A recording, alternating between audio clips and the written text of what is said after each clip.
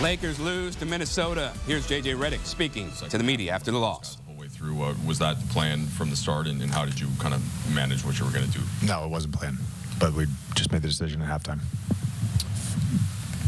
What do you take away, I guess, most from a kind of an emotionally difficult loss like that, in which you had yourselves in pretty good shape multiple times, and they just kept coming back? We certainly played well enough to win, and we gave the effort to win, and it's not a planned thing to play 5 guys an entire second half. We asked them at the beginning of the fourth quarter, told them we had 2 extra timeouts.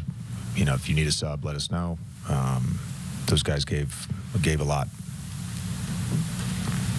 JJ, how much stress did Ant put your perimeter defenders on there in the fourth, and just how did your guys, I guess, at times fight and compete and keep him to space, but ultimately kind of ran out of gas against him? Yeah, I mean, he's a difficult player, and I think there's certain lineups that you can look at that they play that we could have mixed in some different things when they have their shooters out there.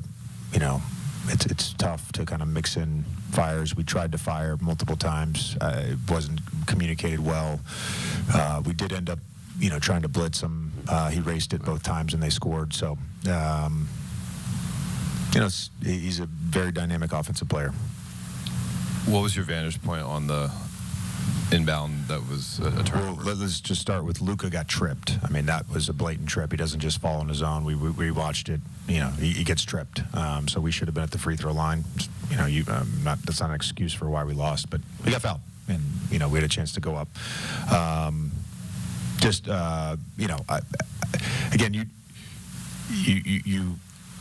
you work on the end game stuff, and you draw it up, and you tell guys very specific things. We didn't execute it, and very obvious we didn't execute it. So I don't know that's my only vantage point. We just didn't execute it. JJ, were you concerned at all at a I know you said you checked in with the guys at the start of the fourth quarter about trying to find a minute or two there. LeBron has obviously played a ton of basketball in his life, and is there any second guessing for you on that decision? Not on that one. I think once you've kind of made that decision, and they all are in, you just got to trust them.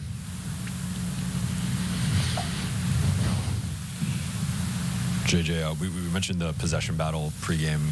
They got 10 more shots, 18 offensive rebounds, 3 fewer turnovers. How big of a swing factor were those couple of areas?